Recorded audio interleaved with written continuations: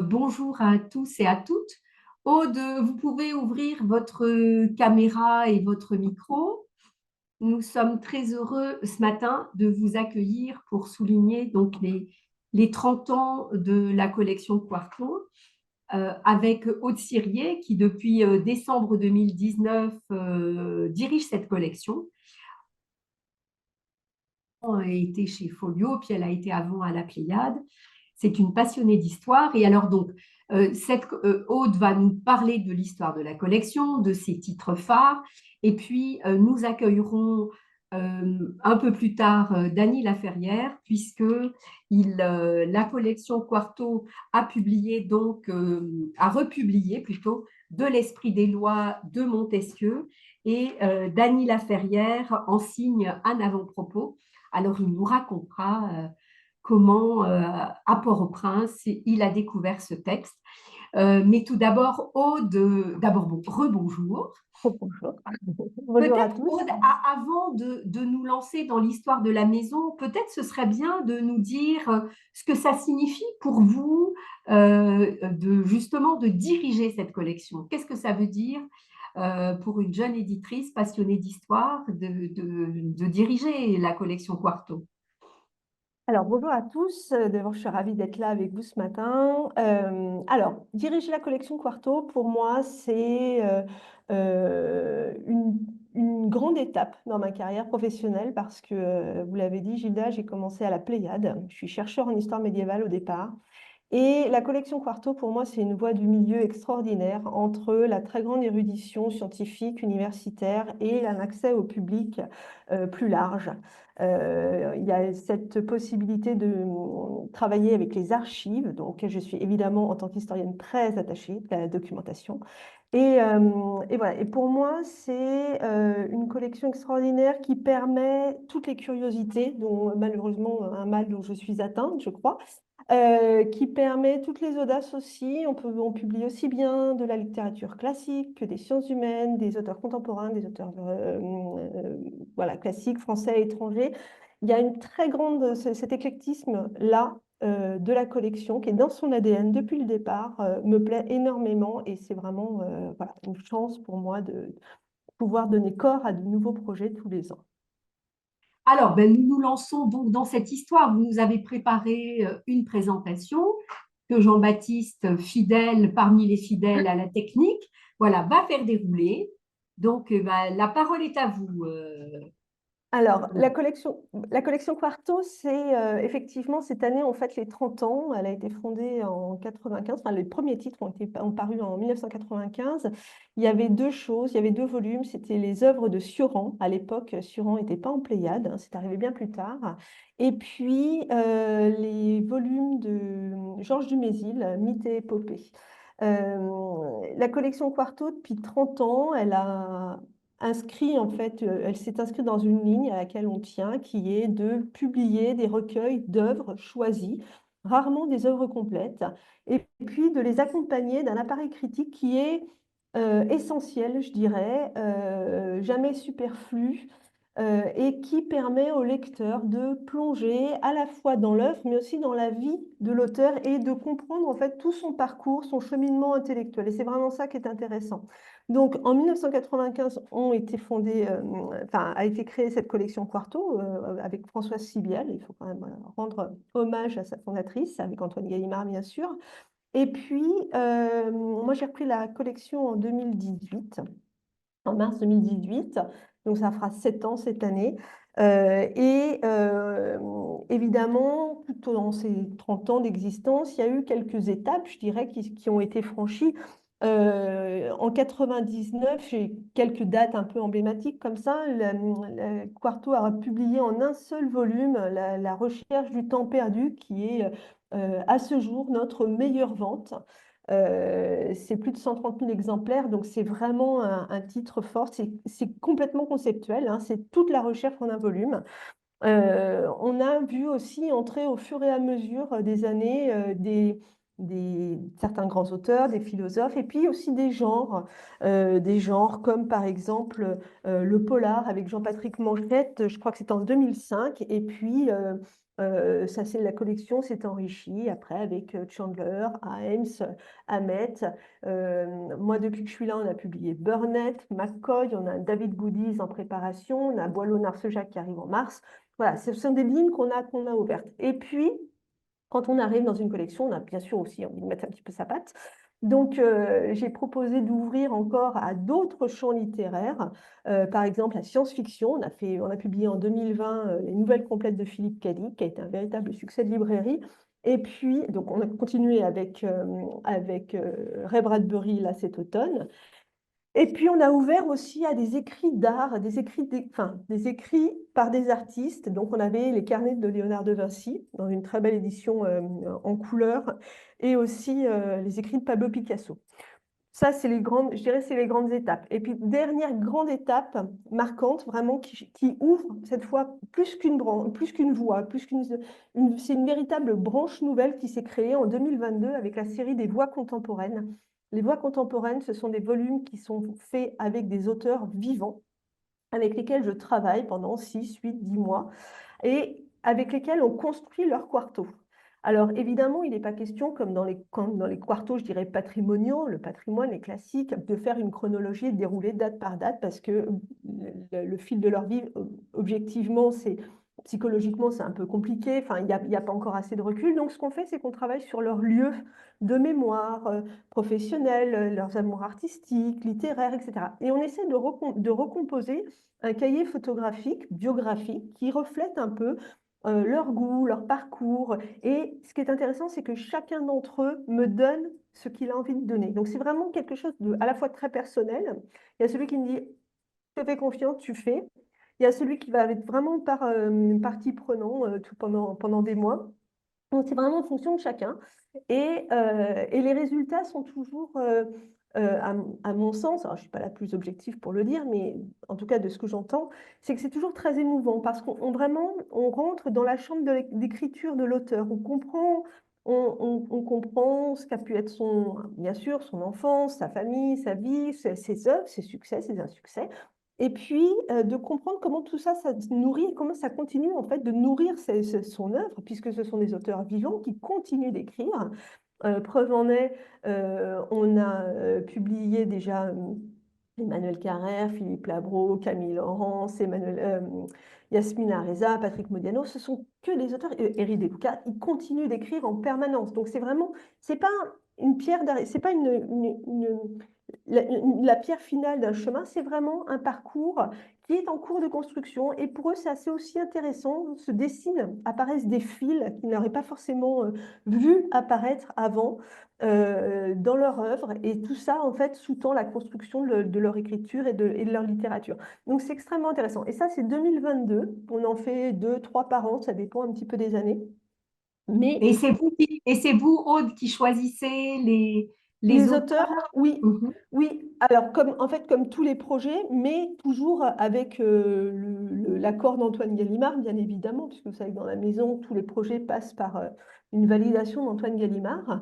Donc, moi, je fais des propositions, il m'en fait aussi, mais en général, voilà, on arrive à se rencontrer assez vite sur le nom des auteurs qu'on a envie de voir entrer dans la collection, qui est une petite forme, je dirais, là, c'est une forme de reconnaissance, bien évidemment, Connaissance. on ne prend pas des primo-romanciers, on prend des gens qui ont déjà une œuvre, déjà bâtie, construite, etc. Mais voilà, il y a il y a une forme oui, de célébration, en fait, aussi autour de leur œuvre. Voilà, donc ça, on fait avec Antoine, donc voilà, on décide. Alors, ça peut être des auteurs du Fonds Gallimard, évidemment, des auteurs qui publient depuis toujours, mais pas uniquement. Par exemple, quand on fait un volume consacré à Yasmina Reza, elle a publié la première partie de son œuvre chez Albin Michel, l'autre partie chez Flammarion. Bon, bah, c'est pas un problème. Moi, ce qui m'intéresse, c'est vraiment les œuvres et les auteurs et ce qu'on a envie d'en montrer. Après, les questions de contrat, je envie de dire, c'est accessoire et ça n'est pas, en tout cas, dans un premier temps, ça n'est pas un frein. Ça peut le devenir après pour d'autres raisons, mais en tout cas, ça n'en est pas. Donc voilà, donc ça, c'est vraiment, je dirais, les échelons un petit peu de l'histoire de cette collection qui, depuis 30 ans, évidemment, s'inscrit dans cette ligne originelle qui était la sienne, mais qui cherche aussi à évoluer un petit peu. Alors, l'histoire de la série des voix contemporaines, c'est aussi parce que moi j'avais envie, et Antoine Guélémard était d'accord avec moi, on avait envie de faire plus de place aussi à la littérature contemporaine. C'est-à-dire que pour les auteurs classiques, il y a beaucoup de choses qui existent, on a des très belles collections dans la maison, évidemment la Pléiade, évidemment Folio Classique, et on ne se marche jamais sur les pieds parce qu'on ne propose pas la même chose, mais c'est vrai que finalement, de réunir des œuvres d'auteurs vivants, encore dans un processus d'écriture, c'est assez intéressant. Et j'aime bien donner à lire et à voir cette pluralité finalement des voix de la littérature. Il y a beaucoup de formes et de créations artistiques différentes et je trouve que c'est assez intéressant. Voilà, c'était ça qui était un peu l'idée, c'est de recueillir un petit peu tous les échos de la création littéraire d'aujourd'hui, de l'accueillir et lui faire une part plus belle en fait aussi dans la collection, puisque un quarto, chez Quarto, on fait à peu près maintenant entre 8 et 9 volumes par an. On était à 5 ou 6 et c'est vrai que c'était que du patrimoine, littérature et sciences humaines. Donc là, ça a vraiment permis de réinjecter de la littérature d'aujourd'hui contemporaine avec des auteurs qui, euh, qui sont du coup aussi voilà, partie prenante du projet. Et c'est même pour moi une autre façon de travailler que quand on fait appel à un universitaire, à un scientifique, à quelqu'un qui est spécialiste. C'est pas du tout la même, c'est pas du tout la même approche. Juste pour vous dire un petit peu, en fait, Quarto, donc depuis sa création, mais ça, ce sera, je pense que peut-être Gilda, on pourra peut-être donner les petits éléments, les petites slides qu'on a préparées. Après, c'est plus de 2 millions pardon, 2 millions d'exemplaires vendus depuis 30 ans. Donc, c'est quand même une collection voilà, qui s'impose. On a 180 titres au catalogue, qui comprend aussi bien la littérature que des sciences sociales, de l'histoire, de la philosophie, la psychologie, la sociologie aussi.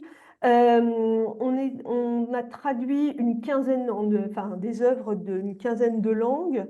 Et surtout, ce qu'il faut, en fait, ce dont on ne se rend pas forcément compte quand on va arriver à un quarto comme ça en librairie, c'est le temps qu'il faut pour le faire. Un projet quarto, c'est allez, entre 24 et 36 mois de travail, à peu près. C'est entre 2 et 3 ans entre le moment où on valide avec Antoine le projet, le moment où le spécialiste va se mettre à travailler, faire ses recherches, parce qu'il va en archives. Moi, je vous ai dit, moi j'aime beaucoup les archives, beaucoup les documents. Donc j'aime beaucoup qu'on aille chercher dans dans les archives. Si je peux le faire moi-même, je suis aussi très friande.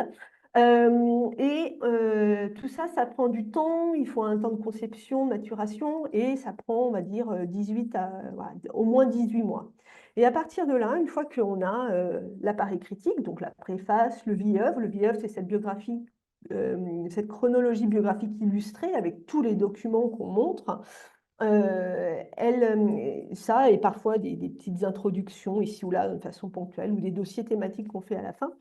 Et quand on a tout réuni, plus le corpus de texte, puisqu'en fait le cœur du livre c'est quand même le corpus de texte qu'on a choisi, il faut 5 mois à peu près à mon équipe pour le mettre complètement d'équerre, c'est-à-dire tout vérifier. Les dates, les références, les lieux, tout. En fait, j'ai cette exigence qui était aussi déjà celle de la fondatrice, c'est et qu'on a aussi en Pléiade, comme je suis passée par la Pléiade, c'est une très bonne école, très formatrice, c'est qu'on donne à lire des informations, il faut qu'elles soient justes. Si on donne une information qui est fausse, si on donne une référence qui est fausse, ça ne sert à rien. En plus, ça nous décrédibilise, donc ça n'a aucun intérêt. Donc, il y a un vrai travail de vérification. On relit aussi les traductions quand elles sont un peu anciennes. Enfin, il y a un vrai travail d'établissement du texte. Et ça prend 5 mois. En plus, mes éditrices, je dis mes éditrices parce que je n'ai que des femmes dans mon équipe, mes éditrices, ce sont elles qui font toutes les recherches iconographiques, qui font toutes les demandes de droit, etc. Donc, quand on a 150, 200 documents par livre, c'est un nombre incalculable de demandes, parfois dans les petits musées, parfois dans les institutions. Des fois, c'est simple, des fois, c'est pas simple. Donc, ça prend un temps infini. Et on a 5 mois pour mettre ça au point. Et après, il y a 5 mois de production. 5 mois de production, c'est 5 mois pour faire les premières épreuves, la correction, la photogravure qu'on vérifie à chaque fois à toutes les étapes, le bon à tirer, l'impression, et ça arrive sur l'étape de librairie. Donc là, il y a 10 mois, je dirais presque incompressibles de travail in situ chez Quarto. voilà, auquel se rajoute le temps nécessaire de spécialiste pour faire son appareil critique. Donc ça, c'est voilà, un temps qui est long, mais qui est nécessaire pour faire des ouvrages avec une qualité intellectuelle. Voilà, on fait des choix qui donnent à lire des ouvrages. En fait, le lecteur, il doit se dire, je sais que c'est une bonne collection, je fais confiance parce que c'est... Voilà, donc c'est d'où l'intérêt vraiment de... On vise cette excellence, je dirais, intellectuelle et scientifique. Et en même temps, on vise aussi un public qui n'est pas un public de spécialistes. Ça, c'est important. C'est un public, un large public. Et, euh, et en fait, tout le monde doit pouvoir aller piocher dans un quarto, dans une chronologie. C'est extrêmement pratique, parfois beaucoup plus fiable que Wikipédia, même si Wikipédia rend des services. Voilà, donc c'est vrai qu'on tient à cette qualité-là, cette exigence qu'on retrouve, enfin cette qualité, on la retrouve dans le contenu, on le retrouve dans le choix des auteurs et on le retrouve aussi dans l'objet en lui-même parce que ce sont des beaux livres avec un papier qui est fait spécialement pour nous, qui n'existe pour aucune autre collection sur la place de, j'allais dire la place de Paris, mais enfin un peu plus que Paris même. C'est vraiment un papier qui est fait spécifiquement pour qu'on puisse imprimer notamment des documents en couleur ou en noir et blanc. En général, ils sont en noir et blanc. De temps en temps, on en fait en couleur parce qu'on ne peut vraiment pas faire autrement. Quand on a fait les Chevaliers de la Table Ronde avec Michel Pastoureau comme spécialiste et que pour l'appareil critique, c'était compliqué de lui vendre un volume en noir et blanc. C'était même carrément impossible. Donc, et à juste titre, hein, d'abord c'est tellement plus beau les aluminiums médiévales en couleur, mais pareil quand on a fait Saint-Exupéry ou Picasso ou Léonard de Vinci, je veux dire, il y a pour certains titres, la couleur s'impose. Ce sont des coûts supplémentaires, mais on les assume et parce que le rendu est vraiment exceptionnel. Donc ça, c'est vraiment pour nous, c'est vraiment important voilà, cette qualité-là, cette exigence-là, je dirais en fait, à tous les degrés, aussi bien dans le choix que dans la réalisation après. Et puis, qu'est-ce que je peux vous dire d'autre? Alors, un quarto, je vous ai dit, ce n'est pas des œuvres complètes. On n'a pas cette vocation-là, contrairement, alors je dirais avant, peut-être plus, un peu plus avant, c'était le cas pour la Pléiade, qui faisait les romans complets, le théâtre complet, etc. Bon, ça a l'air d'être un petit peu moins le cas en ce moment. Mais nous, c'est vraiment, on prend un axe, une porte d'entrée dans l'œuvre d'un auteur. Mon pari, je le gagne quand, si tant est qu'il y a un pari, c'est quand le lecteur a lu le quarto et qu'il se dit, ah, il manque ça, ça, ça et ça, et j'ai envie d'aller le lire ailleurs. Et qu'on l'a dépassé, en fait, on lui a proposé une porte d'entrée, on lui a fourni les éléments biographiques, le contexte d'écriture, comprendre aussi pourquoi les choses s'agencent, et on lui a donné ce goût-là, ce goût de l'auteur. Moi, si j'arrive à donner le goût de l'auteur à mon lecteur, voilà, c'est vraiment, c'est mon pari est gagné à ce moment-là. Donc, Mais donc, le choix des textes, Aude, est oui, fait avec le spécialiste que vous avez, en à qui général, vous oui. avez demandé de travailler sur le Oui, en quarto. général, tout à fait. En général, on essaye. Alors, j'ai dit j'ai une petite idée, parce que j'aime bien avoir des petites idées, mais parfois, alors en plus, moi j'ai des idées de lectrice. C'est-à-dire que alors je lis beaucoup, je lis à peu près tous les auteurs qu'on publie. Je ne dis pas parfois tout, mais pas toujours tout, c'est pas toujours facile. Donc, je m'en remets aussi à leur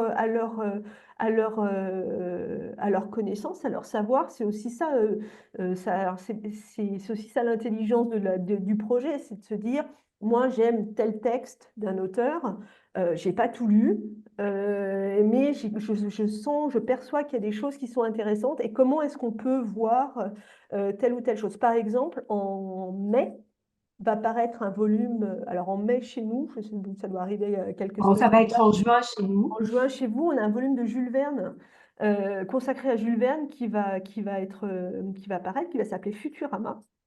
Et le point de départ de Jules Verne, vous le voyez là tout en bas, il est très beau, la couverture est très belle. Le point de départ de ce quarto Jules Verne, c'était le texte paru au XXe siècle, que j'ai lu à la fin des années 90, début 2000, en me disant ce texte-là, enfin, il est extrêmement visionnaire parce que Jules Verne décrit, c'est un texte qui a été publié en 1994, c'est un posthume qu'on a redécouvert, enfin qu'on a découvert un peu par hasard. Et du coup, j'avais envie je me suis posé la question de savoir qu'est-ce qu'on peut faire comme volume Jules Verne, qui n'existe pas déjà en Pléiade, puisqu'il y a déjà 5 volumes Pléiade.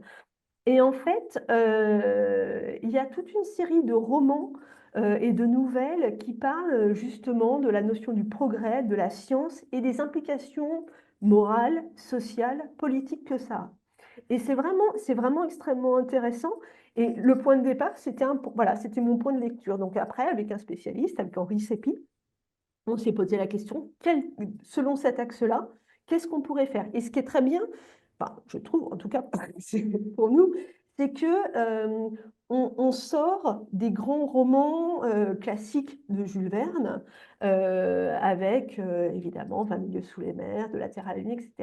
Donc, on a Paris au XXe siècle, on aura Dr. Hawks, Hector Servadac, Face au drapeau, les 500 millions de la Bégout. Et à chaque fois, alors, il y a plein de personnages en plus qui rappellent les personnages des très grands romans. Donc, c'est vraiment intéressant de voir ces thèmes, la capillarité des thèmes en fait chez Jules Verne. Et avec cet axe-là, vraiment du progrès technologique et des conséquences que ça a. Et ça pose vraiment beaucoup de questions. Ça résonne très fort aujourd'hui avec justement comment on détourne aussi la technologie, la technique, la technologie, le progrès technique à des fins qui ne sont pas toujours louables. Donc voilà, donc c'est vraiment en fonction de chaque volume. On discute, par exemple, on aura donc un Boileau-Narcejac qui va arriver en mars. Boileau-Narcejac, c'est pareil, évidemment, tout le monde connaît Vertigo, enfin Sueur froide. Et en fait, mon idée, c'était de dire, bah, ils ont tellement travaillé avec le cinéma, le monde du cinéma, et le chercheur avec qui on fait ça était d'accord avec moi, on a axé vraiment sur des romans adaptés au cinéma et tout ce lien en fait qui se fait entre littérature et écriture du cinéma pour le cinéma et adaptation. Donc c'est vraiment intéressant, c'est vraiment un prisme. En fait, pour chaque volume, on réfléchit à un axe différent. C'est rare qu'on prenne, je dirais, deux fois le même. Puis parfois, il n'y a pas d'axe. Parfois, c'est une traversée de l'œuvre pour des auteurs qui sont peut-être moins connus, pour des auteurs qui méritent d'être redécouverts un peu d'une façon un peu plus globale. Et puis, voilà, donc oui, c'est en fait un peu en fonction des auteurs, en fonction aussi de ce qui est fait, ce qui existe déjà. Moi, refaire la même, enfin, une autre édition, ce ne sera pas la même, mais de quelque chose qui existe déjà ailleurs, ça ne m'intéresse pas foncièrement. Donc, j'essaye toujours de voir ce qu'apportera en plus cet éclairage. Là, il vient de sortir chez nous, il arrive bientôt chez vous, d'ailleurs, je crois, le Jim Harrison. Jim Harrison qui porte une voix de femme, puisque c'est le cœur de notre volume. J'ai l'impression qu'on prend deux, trois personnes à contre-pied. Voilà. Voilà, c'est un peu, ça peut paraître un peu étonnant, même si Jim Harrison s'en explique très très bien, hein, et assez tôt de pourquoi il écrit avec une voix de femme, lui qui était quand même cet auteur avec des personnages très machistes, un peu enfin, c'est un peu l'ours, voilà. Et il a un déclic avec Dalva où il va écrire avec une voix de femme, il dit je au féminin, et il y a toute une série de textes qui sont écrits avec une voix de femme au féminin. Et il s'en explique dans un petit essai qui est donné dans le Quarto. Et voilà, il explique pourquoi, d'une part, c'est sa part féminine, que chacun en fait a en soi et qui s'exprime. Et puis, il y a des figures tutélaires, sa sœur qui a disparu dans un accident tragique et dont il pense qu'elle elle ne l'a jamais vraiment quitté finalement. Et il faut se souvenir que Harrison, il est quand même très proche des croyances et des coutumes indiennes et qui croit à cette migration de l'âme. Et tout ça le nourrit en fait. Et donc, voilà, c'est l'axe qu'on a pris pour ce volume Jim Harrison. Ce ne sont que des romans ou des textes écrits avec une voix de je, femme, féminin. Donc voilà, voilà, ça peut surprendre, mais en fait, c'est extrêmement cohérent. Bah, c'est super. Et donc, on pourrait parler de l'intérieur vous l'avez Bien sûr. dit, des différentes parties du quarto et le cahier biographique est intéressant. Oui, Nous, on a eu, je rappelle aux personnes qui nous, ben, je ne le rappelle pas parce que ce sont des libraires, donc ils savent très bien. quand même l'événement Quarto, ça a été le Ducharme sur Quarto. Ah Et oui. on sait combien nos amies québécoises qui ont collaboré à la réalisation de ce Quarto vous ont donné un peu des sueurs froides parce que le cahier est beaucoup plus grand que ce qu'il aurait dû être. Oui, mais en même temps, c'était une chance incroyable. C'est vraiment, pour moi, c'est ce qui est, je dirais, c'est pas le plus intéressant dans un quarto, mais c'est quand même une grosse partie extrêmement intéressante. Tout ce travail qu'on fait avec les archives, les documents, de permettre, là, je l'avais intitulé Des vies d'écriture, mais c'est vraiment ça. On rentre dans l'intimité de l'auteur, alors sans voyeurisme, hein, mais vraiment pour comprendre comment ça se passe. Et cette richesse-là documentaire, j'avoue, quand on y a accès, et notamment pour Ducharme, c'est vrai que c'était pas facile parce que je les comprends, hein, Ducharme a toujours été très secret, donc enfin, voilà, c'était compliqué d'arriver à aller en fait contre, enfin pas contre, mais voilà, de brusquer un petit peu, je dirais, cette discrétion qui était la sienne pour pouvoir donner des choses, mais elles ont été absolument formidables. Et c'est vrai qu'au final, on s'est retrouvé avec quelque chose de très important, de très documenté. Alors, ce qui fait que le livre est très gros, pardon, très très gros. Mais elles nous ont aussi, par exemple, autorisé à donner des chapitres qui avaient été coupés à la toute dernière minute par Ducharme. Je crois que c'est pour l'Océan Tume. Je crois que c'est ça, hein, les derniers chapitres inédits. Et c'est vrai que ça, c'est incroyable, c'est de pouvoir montrer des choses grâce à ben, un accès aux archives.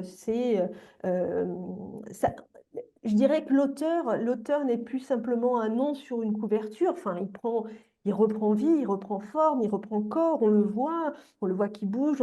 On est presque avec lui en fait au moment du déroulé de la chronologie. On voit ses angoisses, on comprend, on lit les lettres parce que souvent il y a de la correspondance ou des journaux ou des choses comme ça.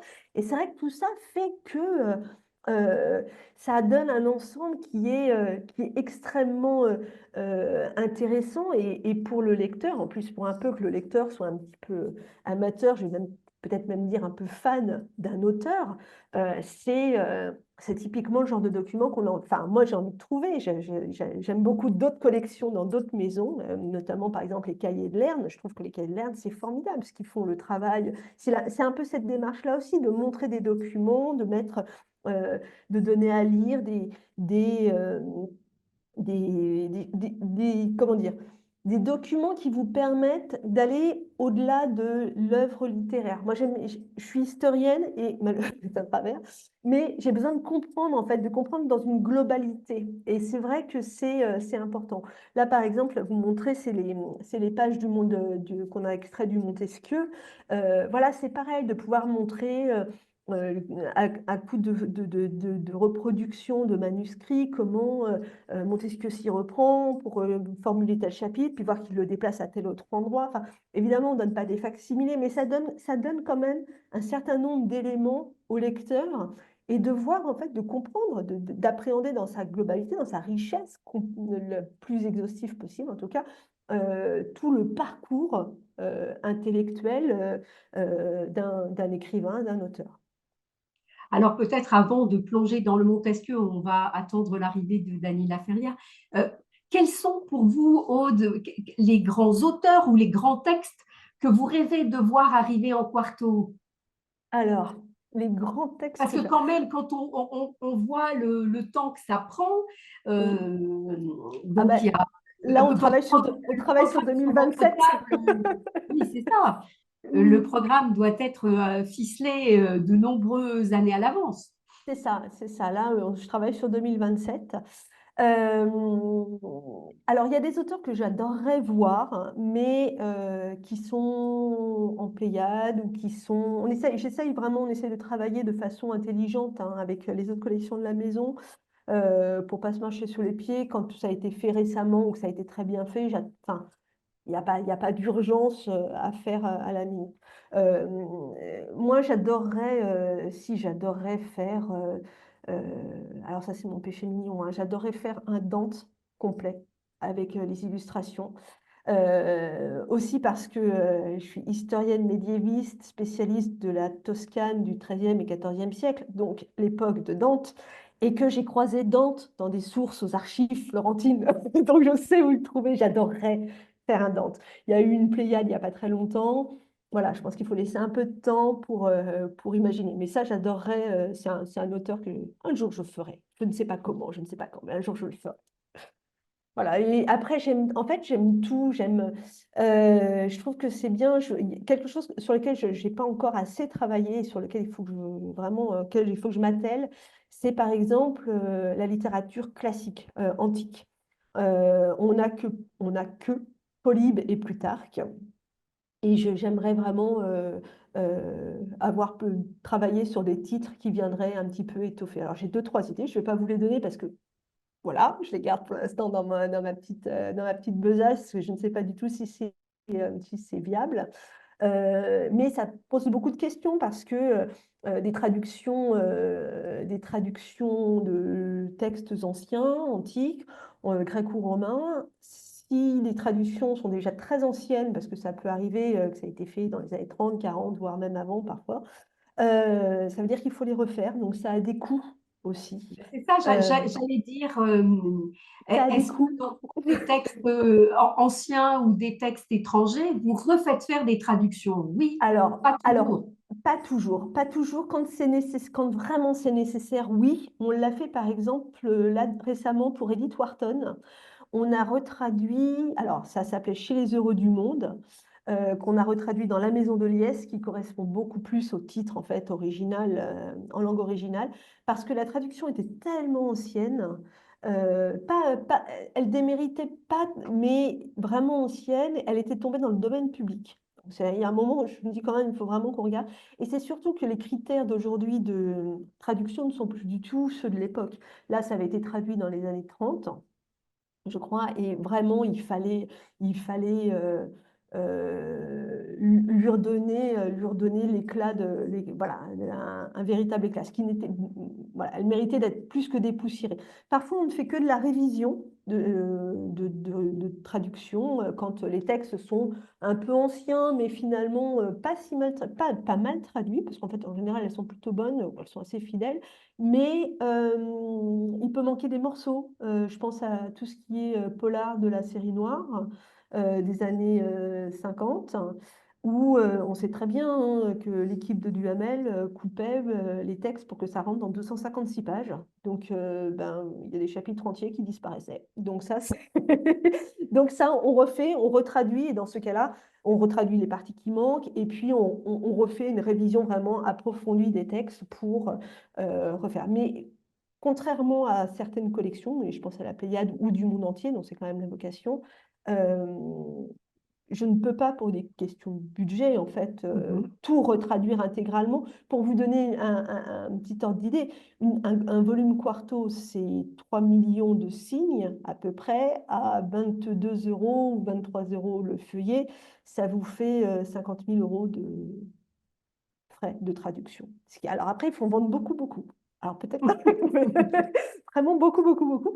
Voilà, donc c'est des arbitrages en fait hein, qu'on fait.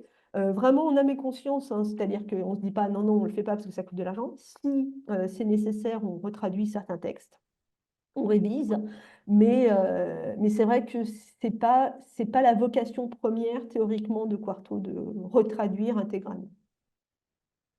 J'ai complètement oublié de dire si certains libraires ou bibliothécaires ont des questions à poser, on a le chat à Aude, hein, il faut oser le faire. Alors peut-être, Aude, on pourrait donc, nous allons dans quelques semaines mettre en marché ce fameux esprit des lois Mm. de Montesquieu. Ah ben voilà, Dany se joint à nous. J'aimerais que vous racontiez son édition de ce texte-là. Alors, pour le volume Montesquieu, mon idée, c'était, on avait déjà Montaigne, les essais dans la collection. Et comment dire, un des éléments, enfin, des lignes de la collection, c'est de publier des textes classiques de référence. Donc je trouvais que c'était intéressant de consacrer un volume à Montesquieu, qu'on connaît finalement moins bien que Montaigne. Enfin, je parle du public.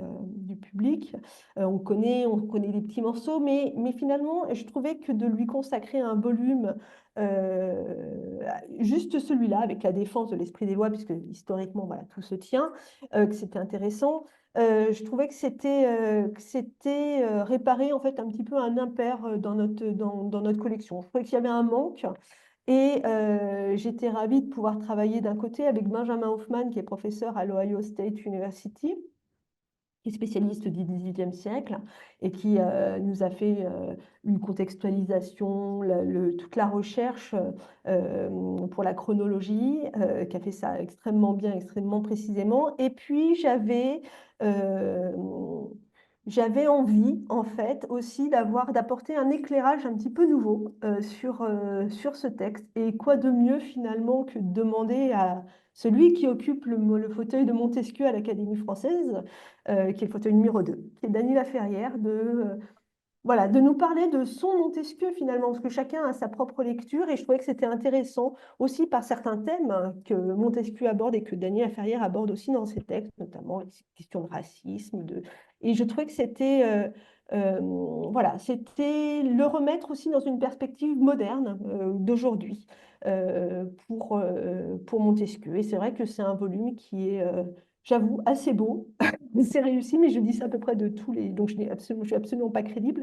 Je dis ça absolument de tous mes volumes. Mais voilà, je le trouve vraiment très réussi et je trouve que c'est une très belle porte d'entrée dans la vie, dans l'œuvre de Montesquieu et de comprendre la place en fait qu'elle a occupée, que ce texte a occupé dans toute sa carrière, parce qu'il a mis plus de 20 ans à l'écrire et que tout est conditionné par ses voyages, ses rencontres, ses autres écrits.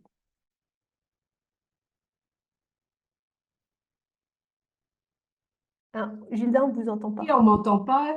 Ah, Voilà. voilà, Dany. Bonjour, Dany. Il faut allumer votre micro comme moi tout à l'heure, je ne l'ai pas allumé.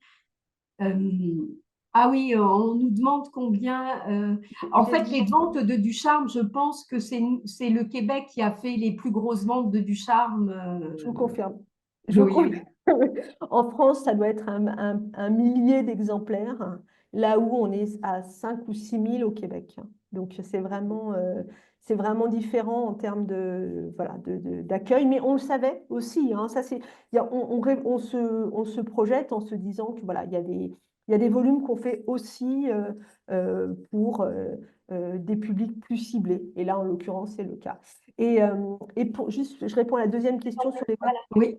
les voix contemporaines. Le format est un peu plus petit. Il fait effectivement, les volumes font 1024 pages.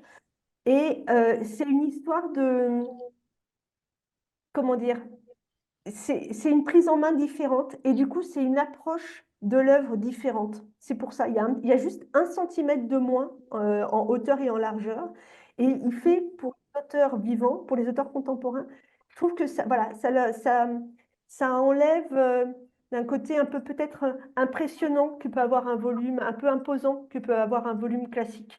Donc, voilà. Et en fait, c'est un format qui marche très très bien. Donc, je réfléchis à le décliner pour d'autres choses. Ben, merci beaucoup, Aude. Alors, Dany, bonjour. Donc, merci de vous joindre à nous pour cette présentation autour de la collection Quarto et de l'avant-propos que vous signez sur ce texte de l'Esprit des lois de Montesquieu, un texte il faut se rappeler qu'il a été publié peut-être en 1748 et il n'a même pas été publié d'abord en France parce que la censure était telle que Montesquieu voulait le faire publier aux Pays-Bas, puis finalement, c'est en Suisse que dans un premier temps, le texte a été publié. Et quand il va être publié, il va, ce pauvre Montesquieu, subir des critiques épouvantables à la fois de l'Église, mais d'autres lieux de la société. Peut-être, Dany, ce qui serait intéressant, c'est que vous nous disiez puis vous le dites dans votre avant-propos que vous avez découvert Montesquieu à Port-au-Prince avec un enseignant en plein moment dans la dictature. Alors c'est quand même Oui, assez... intéressant de lire ce texte-là, à ce moment-là. Oh non, à ce moment-là, j'étais un jeune élève et ce 18e siècle nous intéressait beaucoup, c'est vrai, et avec plein de pics et toujours en train de s'attaquer au pouvoir, mais c'était pas si extraordinaire. On avait quand même la terreur réelle et la terreur réelle. Et ce qui nous intéressait m'a intéressé au départ, et c'est le Montesquieu humoriste, disons, et satiriste même presque, celui des lettres persanes. Personne. Et j'avais trouvé que c'était quelque chose d'extrêmement révolutionnaire. Et l'idée de parler d'un pays, et c'est déjà assez, disons, et fondeur, mais renverser la situation, faire en sorte que c'est quelqu'un d'autre qui parle de moi, et en mettant, disons, en exposant toutes les plaies possibles et en ricanant parfois, en étant sensible à certaines choses, et toute cette objectivité, cette subjectivité, ces allers-retours, et ce sont des choses qui nous intéressaient parce que en Haïti, il fallait toujours jouer avec le pouvoir. Et Montesquieu, quand on le regarde, il est toujours en train de jouer avec le pouvoir. Vous venez de le dire, qu'il avait des problèmes pour publier. Et ensuite, ayant publié, et il a fait face à toutes les pointes, toutes les attaques possibles, et certaines se cachant derrière des institutions comme l'Église. Et il a essayé de composer aussi, hein, de corriger, de se reprendre, et il a compris à un moment donné que ça n'a pas de fin, et cette histoire-là. Et on ne peut pas jouer avec les institutions, et ils vont vouloir tout changer. Alors, comme ça par hasard, le professeur a essayé un peu de taquiner l'esprit des lois, de nous le présenter. On n'avait pas le livre. D'abord, je n'ai jamais, et je ne savais pas à l'époque que le livre était si, hein, c'est un livre imposant, vous avez vu. Et le Quarto nous l'a montré. Pour beaucoup de gens, d'ailleurs, ils Oui, pensaient que, je montre la tranche, hein, oui, voilà. c'est ça. Pour beaucoup de gens, jusqu'à aujourd'hui, ils pensaient que l'Esprit des lois, c'était un volume assez conséquent, mais pas autant, et pas une somme pareille, et une ambition telle. Et ça, moi aussi, je l'ai redécouvert en regardant de plus près l'Esprit des lois, et pour trouver que c'est un livre encore subversif. Et d'autant plus intéressant que j'ai cherché longtemps avant de trouver une fenêtre pour entrer chez Montesquieu. Il est bien documenté, il voyage beaucoup, il prend des notes, il va dans de bonnes écoles, c'est-à-dire il est à Londres, il observe la société, les lois, et il connaît un peu tout ce qui se passe en Europe sur la question des droits. Et c'est un homme aussi de terrain, comme un voyageur, comme un homme aussi de bibliothèque. Il s'est constitué une excellente bibliothèque chez lui. Il prend ça au sérieux. L'idée, c'est qu'il prend ça au sérieux. Il avait de grands rivaux. Il y avait Voltaire qui faisait son travail. Il y avait Diderot et la grande encyclopédie. Donc, je crois que cette émulation-là aussi, hein, vous fait dire. Et de l'autre côté, il y avait Locke. Enfin, il y avait des gens très sérieux à l'époque qui faisaient qu'on. Il faut imaginer les Jeux Olympiques.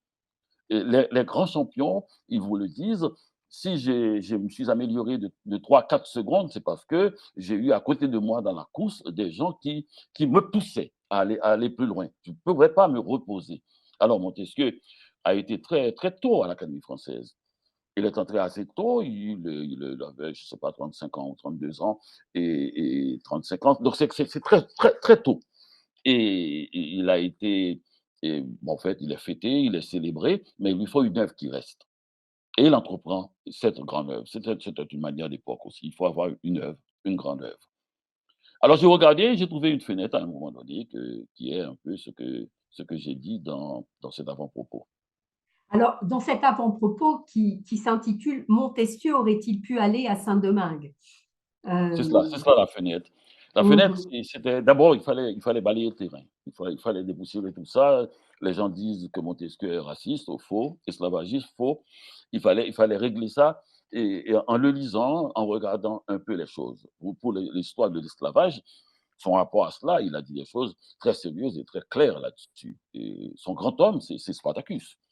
il a dit des pages très émouvantes sur Spartacus. On se souvient de cet esclave à Rome qui a voulu la liberté. Donc c'est très important qu'il faut le nettoyer. Il ne faut pas qu'on voit disons, des choses un peu derrière ce que je dis, des parasites. C'est très clair. Montesquieu n'est ni raciste ni esclavagiste. Bon, il est à Bordeaux, hein, c'est un grand Bordelais, c'est un homme riche. Il est beaucoup plus riche que je le croyais d'ailleurs. Il se marie très bien. Il aime Oui, bien. parce que je me suis laissé dire que puis vous l'avez dit dans cette préface, que vous êtes allé, quand vous allez avoir votre siège à l'Académie française, vous êtes allé sur les traces de Montesquieu à Bordeaux. Je suis à l'Académie de Bordeaux aussi, où il a Mhm. été, où il a été à l'Académie de Bordeaux. C'est pas un académicien très, très fiable, hein. Il n'y va pas souvent, on a presque poussé à quitter. Et il était, j'ai l'impression qu'il n'aime pas trop les fonctions malgré tout. Malgré, c'est un bourgeois, hein, très solidement établi. Mais à l'Académie de Bordeaux, ils ne sont pas des souvenirs. Et il publiait des fascicules parce que c'est un curieux de nature et il s'intéresse à tout. Il aime bien il se prendre pour un scientifique. Donc, ça m'intéressait. Un homme de ce siècle-là, un homme ouvert à tout. Alors, la fenêtre par laquelle je suis passé pour entrer chez Montesquieu, c'est la question de Saint-Domingue. J'ai trouvé que quelqu'un qui a écrit de l'esprit des lois ne pouvait pas ignorer ce que j'appelle moi la loi zéro, c'est-à-dire la loi de celui qui n'a aucun droit. Et qu'en est-il de cela? Alors qu'il y avait le Code noir. Le Code noir était déjà là, et j'ai regardé chez tous les philosophes disons, français de cette époque, très politisés, Voltaire, Diderot, et d'Alembert, Montesquieu et autres, et ils étaient tous nés pendant l'esclavage. Ils sont tous morts avant la fin de l'esclavage. Donc ça veut dire qu'ils ne pouvaient pas être au courant, ne pas être au courant. Et le Code noir a été publié, et le Code noir, et c'est Colbert, et il était publié, il disait les choses très clairement. Il disait que l'esclave est un bien meuble.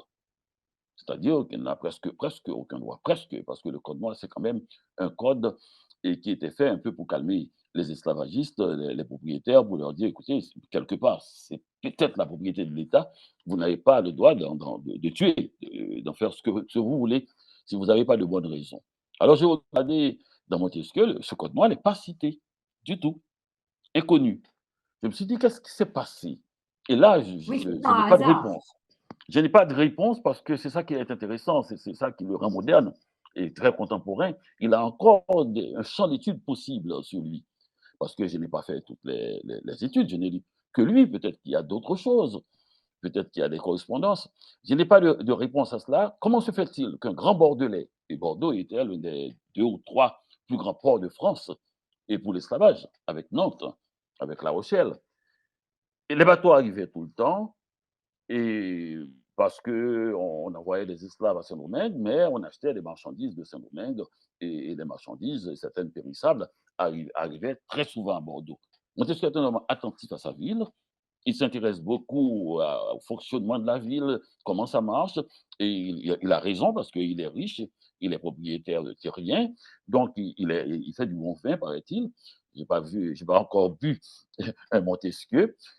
On ne m'a pas envoyé une caisse de Montesquieu, je ne pense pas qu'il y en a, mais il fait du bon vin, il est bordelais, et ce vin aussi sera à Saint-Domingue. Et c'est normal, et Bordeaux vit beaucoup de Saint-Domingue aussi. Et comment a-t-il fait pour ne pas avoir cette idée-là? Bon, c'était l'époque. Moi, j'ai rencontré beaucoup d'intellectuels français qui vivent de nos jours, maintenant, et qui me répondent, quand je leur ai dit, je suis en train de regarder pourquoi Montesquieu n'a pas été à Saint-Domingue, ils me disent, ah, vous voulez envoyer notre Montesquieu à Saint-Domingue, dans la fournaise de Saint-Domingue, dans l'enfer, mais il sera mort. Mais ce n'est pas vrai du tout.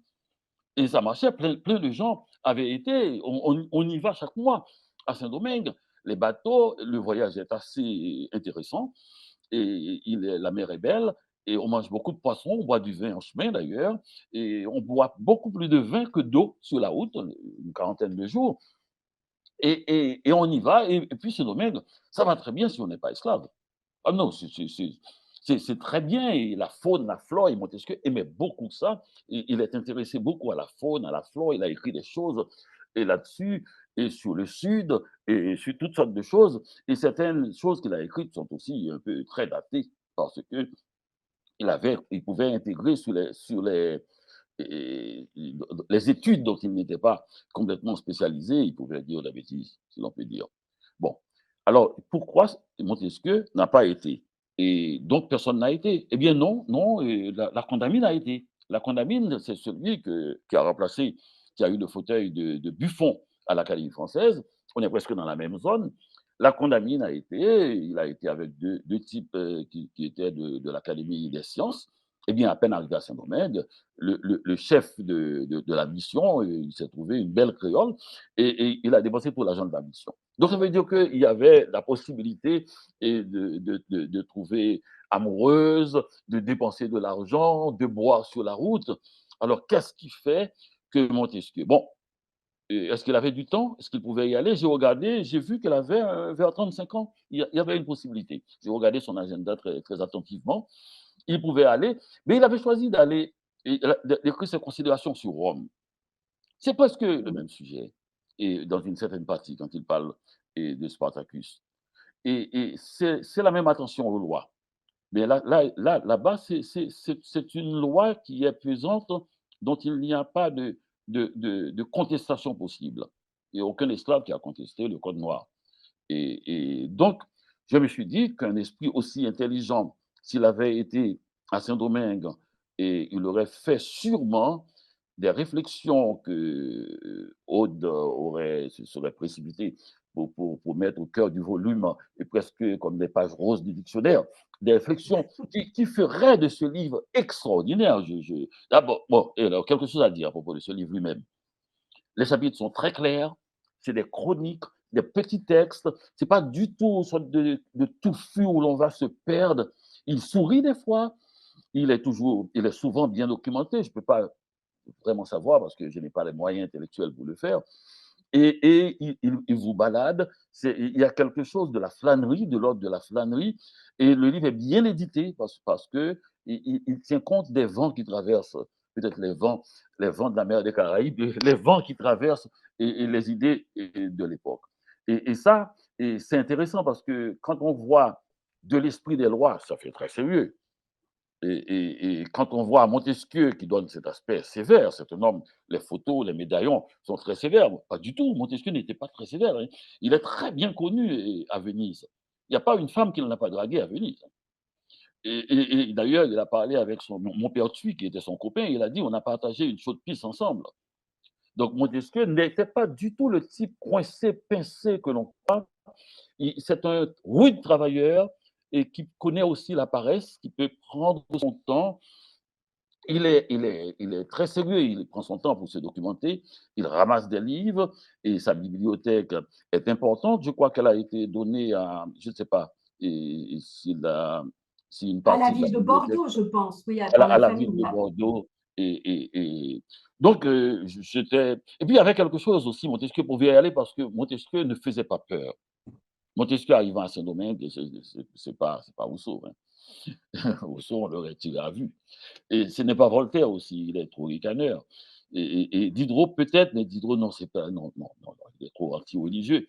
Parce qu'il faut la religion hein, pour faire en sorte que les esclaves puissent travailler. Il faut pas qu'il y ait quelqu'un qui conteste ça. Donc, c'était Montesquieu. Et c'était Montesquieu. Donc, je salue son œuvre parce qu'il a réussi malgré tout à faire une œuvre qui permet d'avoir des reflets et pour analyser la condition de Saint-Domingue. Parce que quelqu'un qui analyse l'esprit des lois de toute cette Europe qui a été esclavagiste en son temps, eh bien, en connaissant bien les lois de ce pays et de ces pays, on peut comprendre comment on a échafaudé une machine aussi complexe qui a permis de faire comprendre à des gens bien, très bien, des Européens qui n'étaient pas esclavagistes, comment ce système pouvait être acceptable. Donc, en analysant les lois de façon raffinée, on peut voir, et si l'on regarde ça du point de vue de l'esclavage, on peut voir pourquoi ça a pu être acceptable et des gens n'ont pas été voir. Mais j'aurais tellement aimé qu'il ait été. J'aurais tellement aimé voir Montesquieu à Saint-Domingue et pour faire de son livre le plus important de son époque, et parce qu'à ce moment-là, il aurait été le seul intellectuel et philosophe européen de cette nature-là, avoir été à Saint-Domingue. Et puisque nous partageons 2 fauteuils, celui de l'Académie française et celui de l'Académie de Bordeaux, donc j'aurais été très content, voilà. Mais je reste quand même très, très sensible à l'esprit des lois, dont Madame Dudéfend avait dit que c'était de l'esprit sur les lois. La première fois que j'ai lu ça, c'était à Port-au-Prince, je pensais que c'était une ironie. Et pour apprendre plus tard, donc, ce n'était pas de l'ironie, c'est parce que Montesquieu aime bien jouer et il aime bien, il prend beaucoup de plaisir à penser. Oui, alors j'aimerais lire un petit extrait, Dany, de votre avant-propos. Vous dites, quand vous avez commencé à découvrir le texte à Port-au-Prince, ainsi, Montesquieu devenait plus vivant à Port-au-Prince qu'à Paris. Nous fûmes étonnés de découvrir chez cet écrivain du XVIIIe siècle nos rituels politiques, les cruautés d'un pouvoir à bout de souffle face aux agitations de la foule assoiffée de justice, avant de saisir la trame secrète de ce théâtre absurde où régnait un ubu des tropiques. Montesquieu ne poussait pas à la révolte, il laissait entendre que la justice était plus rentable que le désordre. Oui, je crois que c'est ce qu'on, et c'est là qu'il devient subversif totalement. Oui, tout à Et, fait. ah ben oui, si on vous pousse à la révolte, vous prenez les armes, vous mourrez. Mais si vous restez vivant et pour contester ce pouvoir et vivre plus longtemps, c'était un peu notre, bon, bien plus tard, hein, quand j'ai commencé à faire du journalisme. L'idée, c'était de vivre plus longtemps que le dictateur. Et je crois que Montesquieu aurait bien compris cette attitude de regarder et d'ouvrir les yeux, et c'est-à-dire, à défaut de n'avoir pas été à Saint-Domingue, et nous, on l'a récupéré. Et on lui a même envoyé quelqu'un sur son fauteuil. Donc, Ben, ça veut dire qu'on peut analyser la mesure, disons, la machine qu'il a mise en place permet de lire d'autres situations que celles dont il parle. Et voilà, on l'a senti. Et parce qu'on n'avait pas entendu citer Montesquieu beaucoup en France à ce moment-là. Et bon, on n'était pas très au fait des choses, mais on lisait les revues à l'Institut français. Et alors que à Port-au-Prince, et Montesquieu, les lois, les règles, parce qu'on était assoiffés de lois, de règles, et qui nous disent un peu quels étaient nos droits. Je parle de la société haïtienne. On trouvait Montesquieu était cité très souvent et dans les journaux. Et Voltaire, bien sûr. Et le XVIIIe siècle, tout le XVIIIe siècle. D'ailleurs, Haïti est resté, comme on dit, réglé sur le XVIIIe siècle. La langue et de la littérature haïtienne, des essayistes, c'est une langue du XVIIIe siècle. Et on est resté parce que c'est la seule, vraiment, malgré ce qu'on dit, malgré de temps en temps des gens font de l'humour avec ça, le siècle des Lumières qui n'éclaire pas tellement, eh bien, ça a été une certaine lueur. Et pour des gens qui vivaient très loin, disons, une lampe de poche, mais qui pouvait bien éclairer un quarto. je pense, Oh, tu as levé la main, tu voulais dire quelque chose pour terminer? Non, c'est une erreur de manipulation. Ben, en tout cas, Dany, merci beaucoup de nous avoir donné un peu de votre temps. Et Aude, encore merci de nous avoir permis de survoler ces 30 ans de la collection Quarto et de terminer avec un texte subversif qui est celui de l'esprit Oui, des lois. Hein. absolument. De l'esprit des Ben, lois, un texte subversif. voilà, belle publicité pour ce texte-là. Eh ben, merci beaucoup. Merci beaucoup. Merci. Au Merci. revoir. À Merci, très Dany. Au bientôt. revoir, Aude. À Merci. Au bientôt. Au revoir. revoir. Merci infiniment. Merci, Aude. Alors, encore un À grand bientôt. merci à tous et à toutes. Et puis, merci à Jean-Baptiste à la technique. Et puis, à très bientôt. Au revoir. Au revoir.